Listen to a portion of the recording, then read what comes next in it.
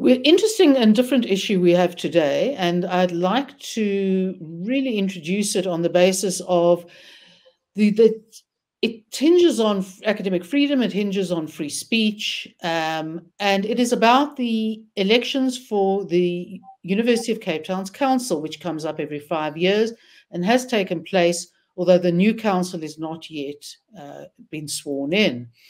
And what's interesting about this particular election is that the 30-member council, which provides for 4 alumni to represent alumni on the council, got in, who all essentially represent a classical liberal ticket. And that makes it a very interesting change and almost a mini revolution, if we could say. And one of those people sworn in, not yet sworn in, one of those people voted on is the CEO of the Free Market Foundation and ex-colleague, David Ansara. David, welcome to the show. Hi, Sara. It's great to be on the show. And yeah, I'm very much looking forward to this conversation. And yeah, I think free speech is a core value of classical liberalism, something worth vigorously defending, and something that unfortunately is under threat around the world, not just in South Africa. But yeah, looking forward to getting stuck into it. Right. Presumably, therefore, you are an alumnus. So when were you at UCT and what did you graduate with? So I was at UCT from 2002 to 2008. And really looking back on it, it was a golden era for the university. It was a place of vigorous contestation of ideas. I studied political science in the humanities faculty. My mother and father sent me down to UCT with the expectation that I would do a law degree. So I enrolled for a BA LLB.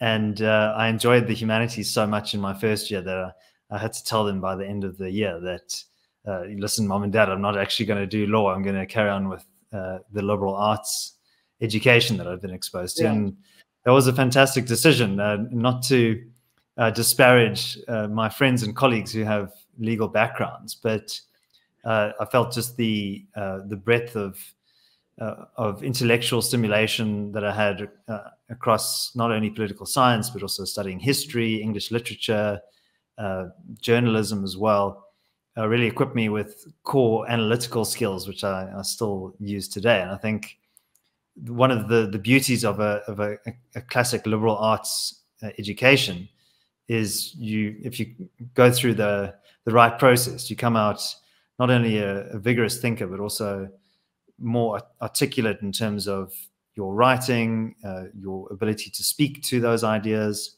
and also just knowledge about the world. And I think that at least was the experience that I had. I think, unfortunately, many universities have suffered from a closing down of that intellectual space in recent years, and we can talk about that in a bit more detail. But for me, it was very much a formative period in my intellectual development, but also my personal development. Made a lot of great friends there and was exposed to some just different ways of thinking that really challenged a lot of my core beliefs and sharpened my skills.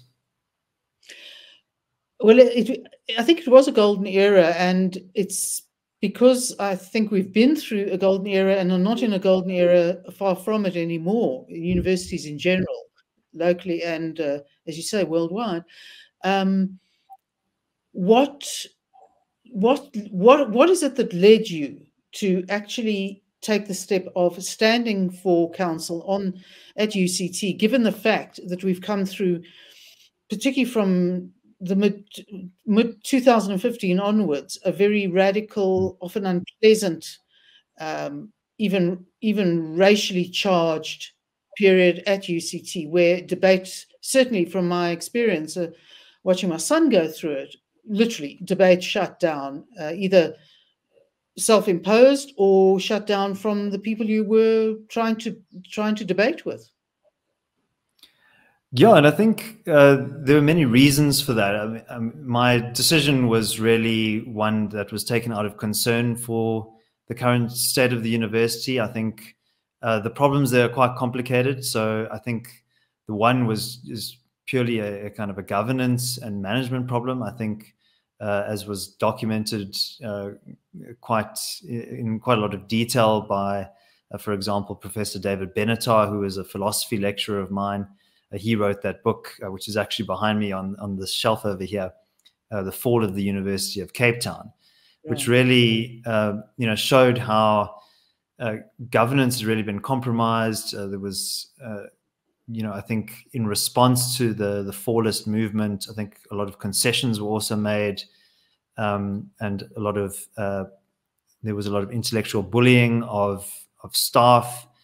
Also, issues around free speech is what I think is pertinent to today's conversation. So I think, preserving academic freedom was really a big motivator for me. Like I mentioned, I had quite a diverse set of inputs when I was at the University of Cape Town. So if I think of our political theory class, we went through really the canon of Western political thought, right? So going all the way back to Thomas Hobbes, and also antiquity as well, Plato and Aristotle. Then, looking at John Stuart Mill, John Locke, really the original thinkers around liberal individualism. But then also Jean-Jacques Rousseau and Karl Marx, and John Rawls, who was more of a kind of a center-left social justice advocate. So really the emphasis was on teaching you how to think, not necessarily what to think. And during that time, there was a lot of postmodern thinking. Some of the literature departments, for example, that was one of the reasons why I didn't continue with English literature, because I just thought the tilt towards post-structuralism and postmodern thinkers like Foucault and Derrida and Lacan. At the time, I just thought I wasn't intellectually equipped for these very complex thinkers who I didn't understand. But later in life, I realized that a lot of those thinkers are actually deliberately obtuse. And the vagueness is a feature, not a bug. And yeah, a lot of that kind of line of thinking, really attacks the very notion of truth or the pursuit of reason and knowledge. These thinkers really, they somewhat nihilistic in their approach. They believe that these concepts, like say scientific pursuit of knowledge, for example, that's just the expression of power dynamics interlocking layers of power and privilege in a society. And those ideas really, I think, planted the seeds for some of the kind of critical theory, critical social justice movements that really took off around the Fallist movement and the decolonialism and movements like that, which are very much focused on actually challenging the kind of the core assumptions of the pursuit of knowledge. And so that's why you see things like, science must fall, that this is just the product of Western imperialist intellectual tradition. Is not something universal, whereas any kind of study of mathematics or science, you will see just how cosmopolitan those disciplines are. The whole discipline of algebra, for example, had big influence from the Middle East. The Far East also contributed greatly to science and mathematics. So this is not just some kind of Western dogma. It's, truth knows no color or no ethnic identity. So I think the variety of concerns that I've had, I think the roads must fall situation, I think the decisions that were made by management there really they succumbed to bullying and thuggish behavior, which I think they shouldn't have. And I think one of the reasons why, I can understand why, because you're faced with this angry, threatening mob, and you think, well, if we can just acquiesce to their demands, then they will be placated and they'll go away. But in reality, what happens is that emboldens the mob. And sometimes I think the duty of leadership is not necessarily to win the popularity contest. The duty of leadership is sometimes to take tough decisions, to make difficult trade-offs, and to convey those trade-offs to your constituencies. And I think what's complicated about a university is that it's not a monolithic thing. There are different interests there. There are the interests of students, which are obviously very important, but not paramount. The research agenda of an institution is important. The welfare of staff. There's a whole ecosystem of support staff that goes into making a university tick. And there's also a general kind of social function, right? Many young people from around South Africa come from different kind of income levels or different socioeconomic backgrounds. And this is a place where they can really prove themselves and excel. But often what happens, particularly with some of these social justice movements, is they become like these kind of cultish groups that enforce their will on the rest of the stakeholders in a university, and you really have the tyranny of a minority. These movements are often made out to be the organic expression of the entire university body, but often it's a very small, narrow sectional interest that wants to advance a very specific agenda, and most of the time that's the detriment of the university as a whole. And so my view with UCT was that this is an institution with a very proud history that has lost its way in recent times, but that it could be, with a bit of hard work and rolling up your sleeves and taking some difficult decisions, can be an institution of excellence. And excellence is sometimes seen as a bit of a dirty word, right? But actually that's what makes the institution great. That's why people want to go there, because excellence rubs off. But that also means that you have to work for that reputation. You have to, you have to be on constant guard and vigilant that what makes that institution great doesn't erode away.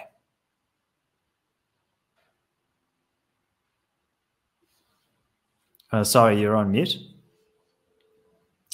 Sorry, I'm trying to keep my hardy-dars out of the conversation. We have some protesters. Yes, no, all the time. UCT has a reputation, particularly of all our universities, for a high level of overseas students and to some extent overseas academic staff as well. So it has that a broadness of reach that is perhaps to some extent almost unique in the South African context. But the management crises, as you alluded to earlier, sort of went beyond the Fallers period and then became very much more focused on management. And where does the council fit in that hierarchy? Because those 30 members are representative of a variety of those very complicated interest groups that I think are very peculiar to a university in their sheer width and depth and breadth and scope. Yeah, so the council is an oversight body which provides guidance on the financial affairs of the university, some of the governance decisions. It elects, it makes key appointments to the university administration. It's also there to uphold the values of the university, like, for example, its commitment to academic freedom and free inquiry and free speech on campus and so on. There are various constituencies, as you say, that are represented in the council. So myself and my 3 colleagues who were recently elected, the elections closed, I think, on the 23rd of April. Mm-hmm. And the announcement came a couple of months, or about a month later, I think, that we represent convocation. So we represent alumni.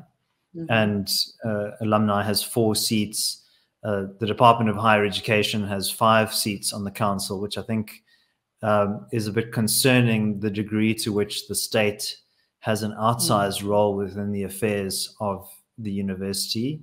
That's not a problem that's unique to UCT, but I think generally does pose a challenge in terms of, if you consider the history of UCT, I think it was Vice Chancellor Saunderson or Saunders. Saunders, Yeah, Saunders. Saunders. He played a very key role in resisting race-based segregation by the state during the apartheid era, right? And I think in those days, UCT was called Moscow on the Hill derisively, but it was really kind of a liberal institution, which believed in the freedom of the individual.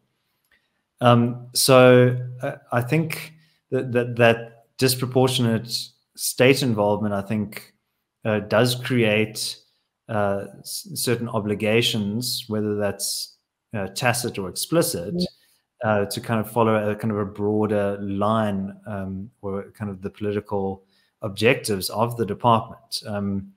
And so I think during this period of transition in the country's national politics, it'll be very interesting to see who becomes the next Minister of Higher Education and Training.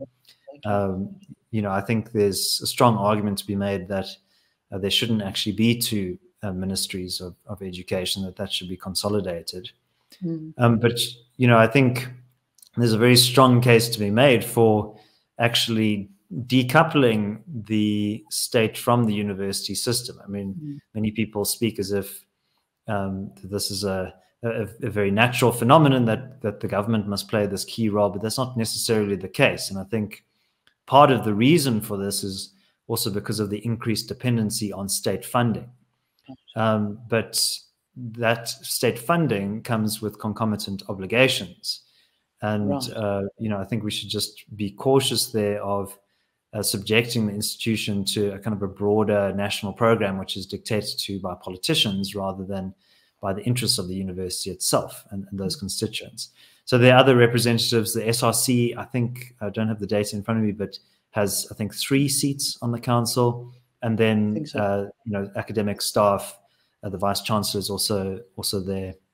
We have a new vice chancellor who was recently appointed following a process, so he will be on the council himself as well. And then there are various subcommittees, finance, governance, and so on, that will be formulated by the council.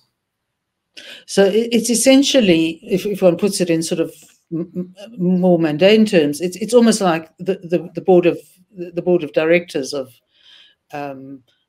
It serves the same function. It administers, manages, or oversees the management of the university. It's a check and a balance. It's not. We're not the executive. Of the university. It's a sort of non-executive. We hold the executive accountable. Yeah. The interesting thing about all 4 positions on behalf of the alumni, on behalf of convocation, going to the classical liberal slate, if I can put it that way. What do you think? What were the issues you think that sort of triggered that change? Because I think mostly outsiders would assume that much of, if not certainly not all, but much of council would reflect a more left-wing political viewpoint rather than the centrist classical liberal viewpoint. How did you get there? Essentially, what do you think were the factors that got you there? Yeah, so I think many of your audience will note that some of the individuals there are quite prominent personalities in the Jewish community. So I think the BDS movement, which has been very vociferous, very well organized. There was, just before our conversation was recorded over the weekend, we did see that the previous council, so the previous council is still seeing out its term. So even though we've been elected, we only resume our duties on the 6th of July, when we will be formally sworn in.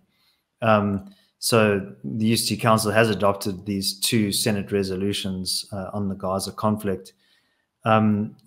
Personally speaking, I think that the university shouldn't really be adopting a formal political position as an institution on faraway conflicts. There are many conflicts around the world. There's the ongoing war in Ukraine by Russia.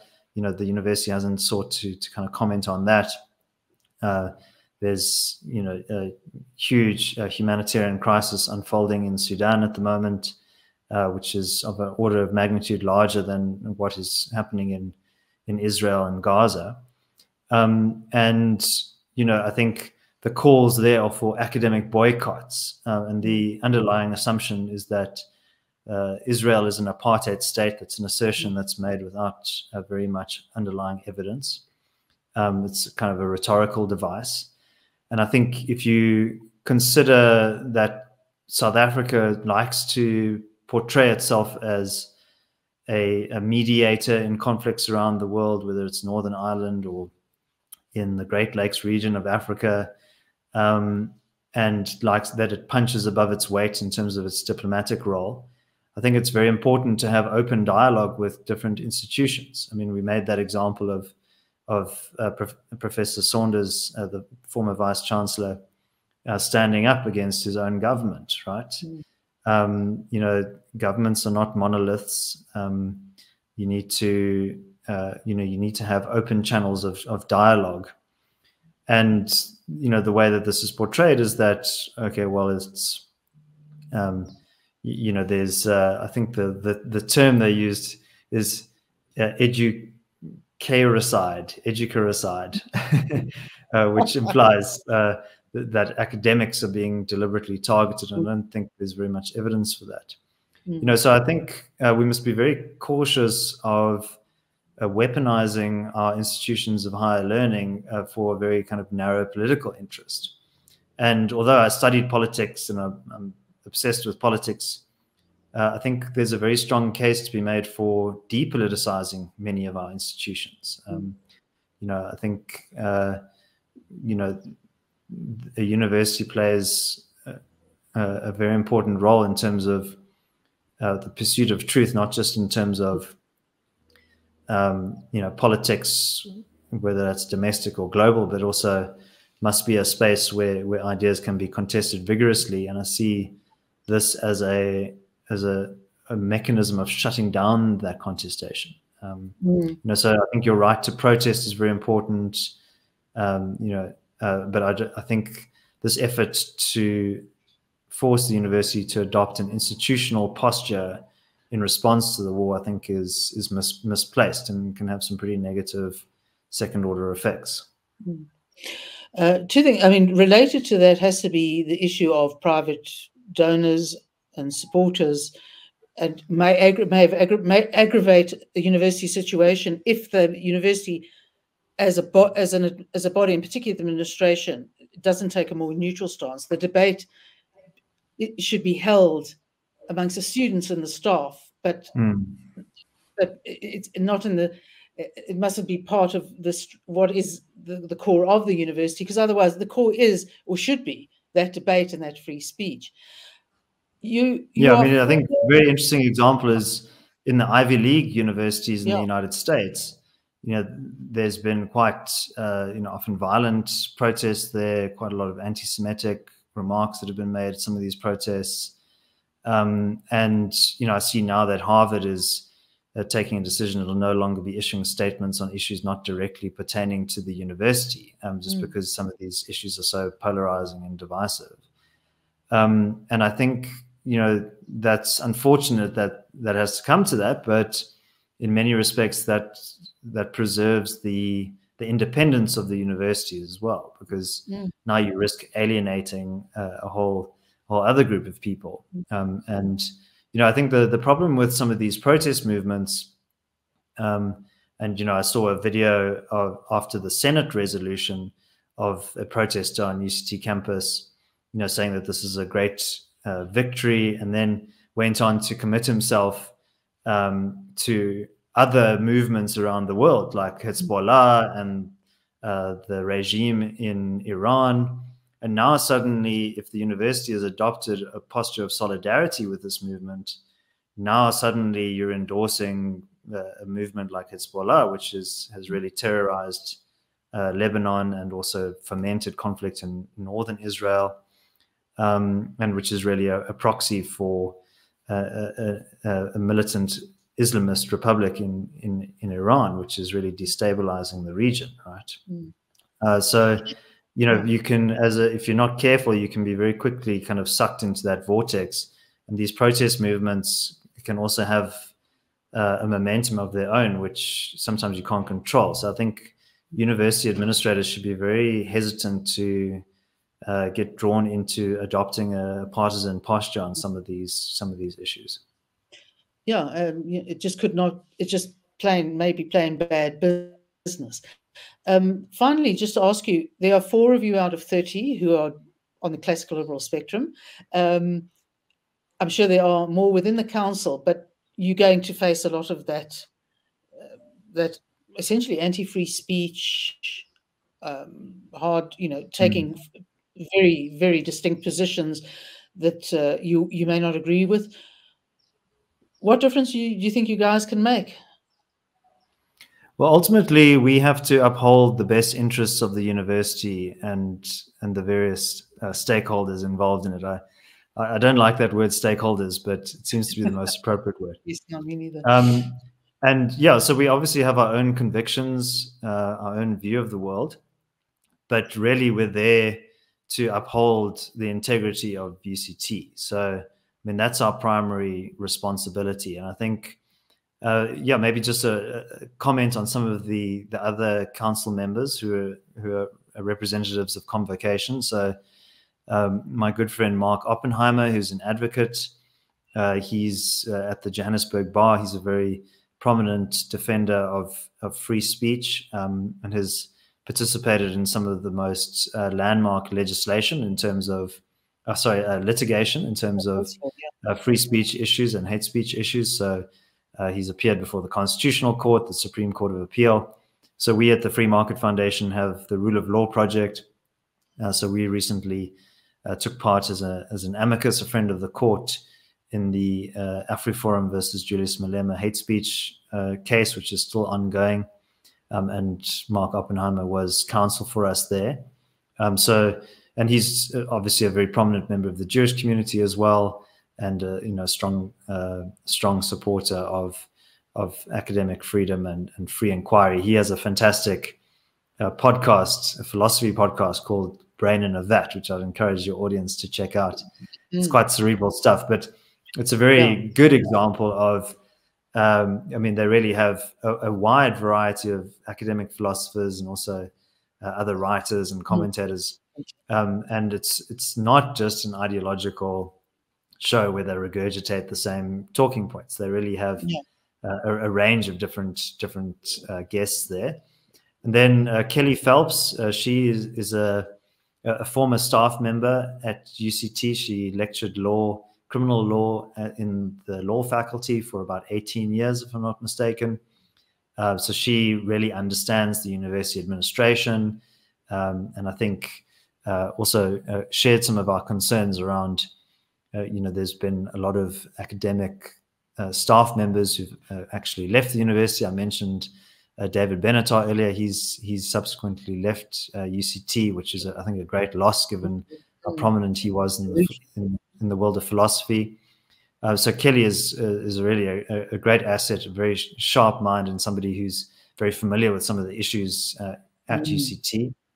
And then we also have Brian Cantor as well, who's a former professor of economics at the university. He's a strategist with Investec Bank, well-known commentator. And I think his primary interest is in restoring academic excellence to UCT. I think one of the tensions in South Africa in higher education is that as the economy has changed, much more weight and importance has been placed on higher education, and as a mechanism for entering the skilled workforce. And that's put a lot of pressure on universities to massify and to expand the number of students that they take on, often at great financial costs. And there's also sometimes a lack of accountability for students who are in arrears with their fees. The NSFAS system is also under significant strain. But that also means that necessarily the standards are sometimes also lowered in an attempt to push people through the system. And the reason people covet a degree at UCT is because it is excellent, right? Yes, so exactly. by its very nature, that's not necessarily inclusive. There is an exclusionary aspect to that. And that's not necessarily a bad thing. If you are a meritorious candidate, if you have performed well in school, certainly if you don't necessarily have the means to go to university, then there ought to be mechanisms to help people to go through that. But that's kind of a different question to, should you be necessarily expanding access? I don't necessarily think that that's always a positive thing. So it's very much a mix of amongst the four of you, and I think it's going to be fascinating and probably frustrating, but more power to your collective elbows. And David, thank you very much for joining us. Yeah, thank you very much, Sara, and it was great to chat to you. But I think, just as a parting remark, I think sometimes we see institutions in South Africa going astray, and institutions need good leadership, right? So having a strong history on your side is not necessarily enough, or having a written constitution is not sufficient. You need to have people who are willing to step up and occupy those leadership roles. And I think we are prepared to roll up our sleeves and engage in the difficult work. But we also, I think, what underlies our approach is fundamentally an optimism around the ability of university to reclaim its rightful place at the top of the rankings as Africa's leading university, and to play a significant role on the world stage. So I think that means having the difficult conversations, but also I think we're looking forward to collaborating with our colleagues and also getting the job done, because I think most people at UCT want the university to succeed, but I think we just maybe disagree about some of the ways in which to get there. But if we can tap into that positive sentiment, I think we can achieve great things. Well, let's see if certainly if our political institutions can weather the change that they're facing, why not the academic institutions as well? Thank you so much. On the council and more broadly the UCT community. So I have to thank David for coming on, and thank the IRR for supporting this podcast series, and acknowledgement to our associated free speech unions, the Free Speech Union of the UK, New Zealand, and Australia. And I will be off in a week or so's time to Australia, where we were hoping to launch the International Free Speech Union Confederation. I'm not sure we've entirely got a name for it yet, but the idea is really to make our contributions known and our experience on free speech matters known. So until next time, more power to your free speech elbows, and see you then.